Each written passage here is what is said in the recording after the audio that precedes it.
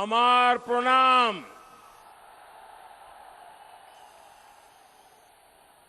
मंच पर विराजमान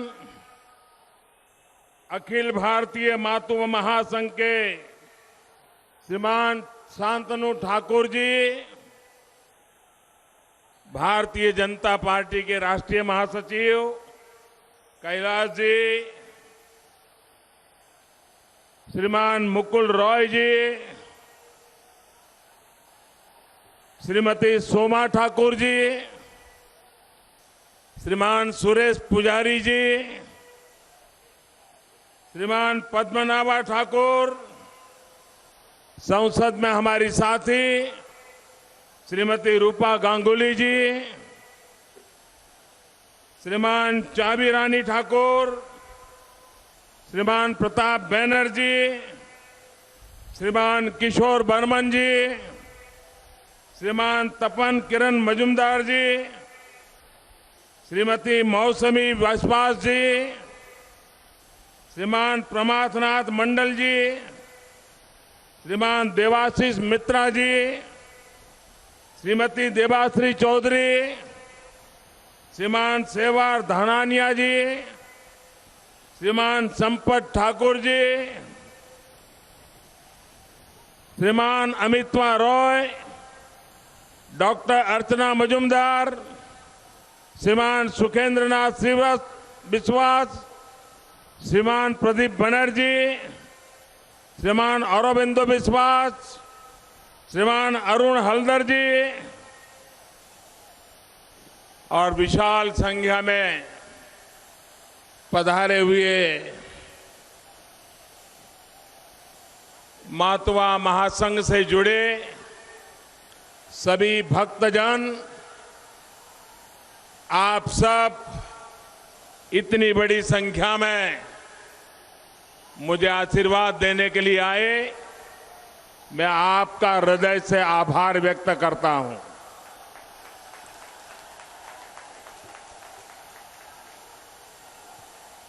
स्वामी विवेकानंद, रामकृष्ण परमहंस, चैतन्य महाप्रभु, महर्षि अरविंदो,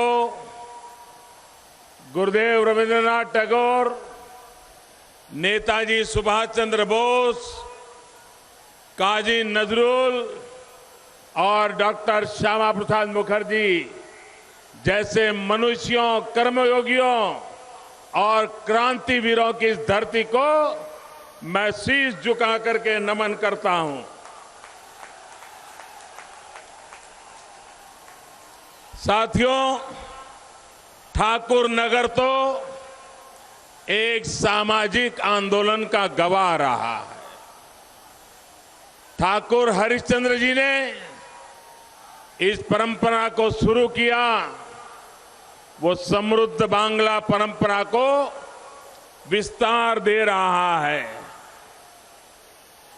देश के सामाजिक जीवन में समता और समानता की सोच और दबले कुचले वर्ग को न्याय और आत्मविश्वास से जोड़ने का उनका प्रयास आज व्यापक रूप से चल रहा है।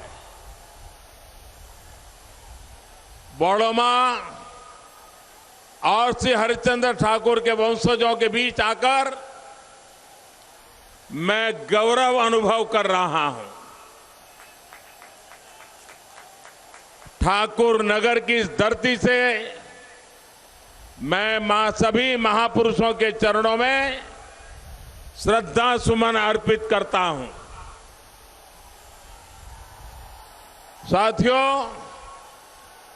बांगगांव ने देश और दुनिया को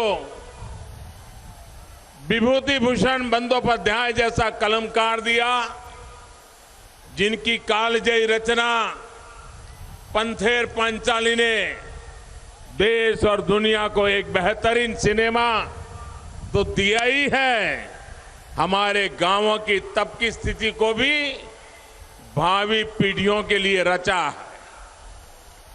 1000 वर्ष की गुलामी के लंबे कालखंड में हमारे गांवों को कैसे गरीबी, भुखमरी, बेरोजगारी किस स्तर तक पहुंचा दिया, इसकी तस्वीर उन्होंने अपनी रचना में की।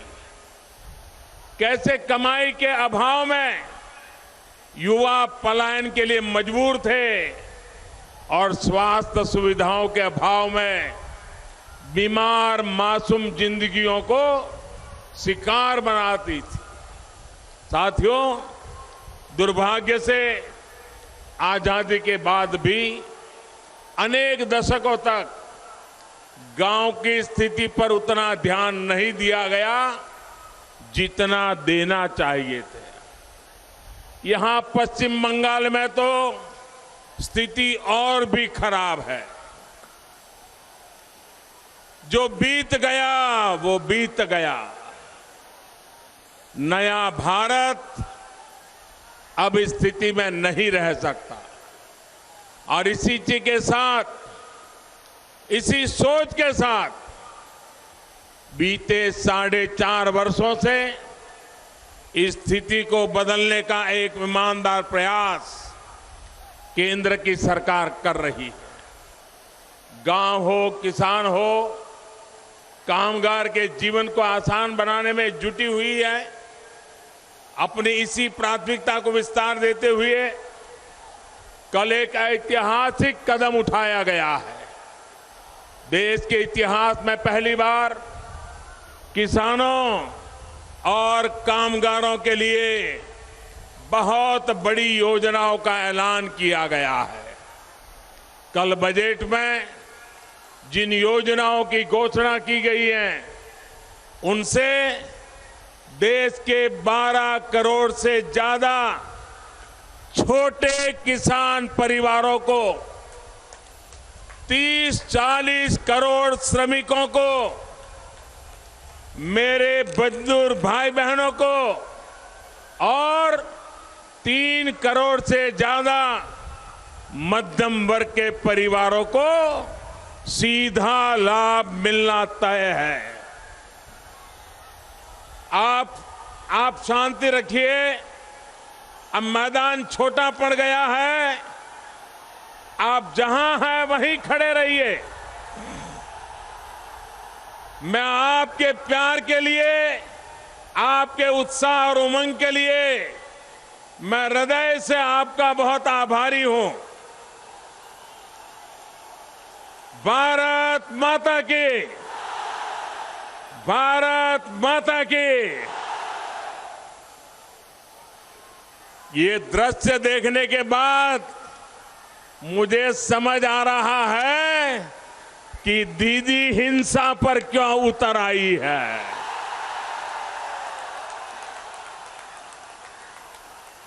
ये आपका प्यार है, जिसके डर के कारण लोकतंत्र का बचाव के नाटक करने वाले लोग निर्दोष लोगों की हत्या करने पर तुले हुए हैं।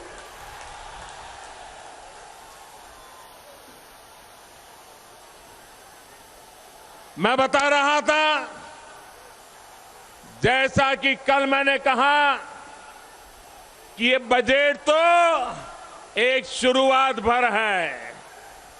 चुनाव के बाद जब पूर्ण बजट आएगा, तब किसानों, कामगारों, युवाओं के भविष्य की तस्वीर और स्पष्ट हो जाएगी। साथियों, अब ठाकुर नगर के, पश्चिम बंगाल के, देश भर के जिन भी किसानों के पास 5 एकड़ तक भूमि है, उनको हर वर्ष केंद्र की सरकार 6,000 रुपये तक की सहायता सीधे बैंक खाते में जमा करेगी।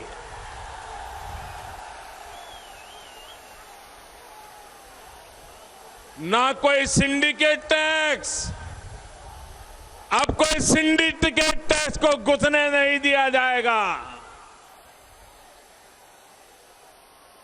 ना कोई बिचौलिया,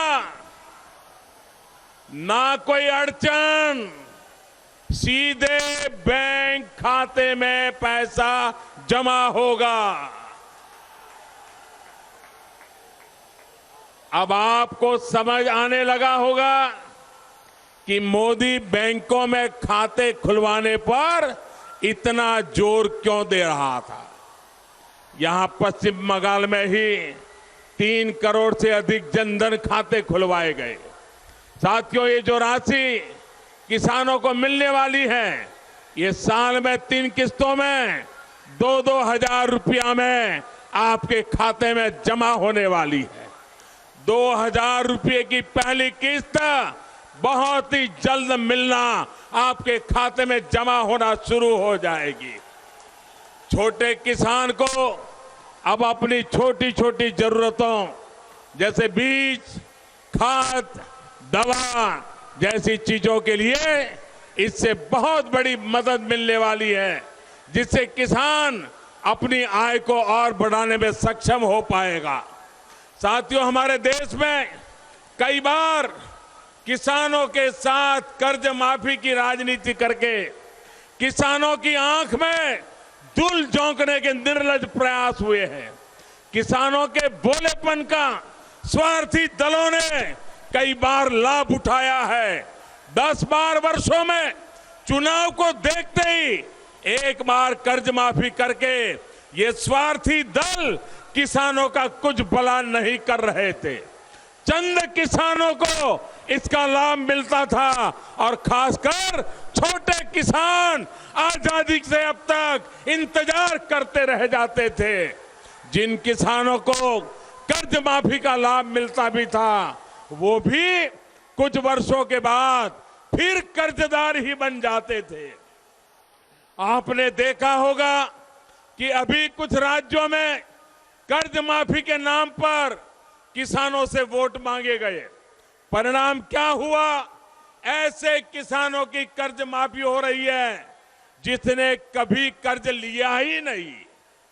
जिसने कर्ज लिया उसकी 2.5 लाख रुपए की माफी का वायदा किया था और माफी हुई 13 रुपये की। ये कहानी मध्य प्रदेश की है। वही राजस्थान में तो सरकार ने हाथी खड़े कर दिए। वहां तो अब ये बहाना बनाया जा रहा है कि हमें तो पता ही नहीं था कि किसानों का कर्ज माफ करने से इतना बड़ा बोझ पड़ेगा। कर्नाटक में जो किसान कर्ज नहीं दे पा रहे हैं, उनके पीछे पुलिस लगा दी गई है। ये है कांग्रेस की किसान और कृषि नीति, जिसको यहां के सीएम का समर्थन मिल रहा है। साथियों, हमें सरकारों को उनकी नियत, नीति और निष्ठा में स्पष्ट अंतर करना पड़ेगा। ये जो पीएम किसान सम्मान योजना, पीएम किसान योजना बनाई गई है, इसमें 75,000 करोड़ रुपए के खर्च का अनुमान है। मेरी आपसे विनती है कि अब मैदान में जगह नहीं है, अपने ही लोगों को परेशानी हो रही है। आप ऐसा मत कीजिए, आप ऐसा मत कीजिए। आपका प्यार मेरे सर आंखों पर, लेकिन ये आपका उत्साह, ये उमंग, आज ये जगह कम पड़ गई, ये मैदान छोटा पड़ गया और इसके कारण आपको असुविधा हो रही है। मैं आज आप यहां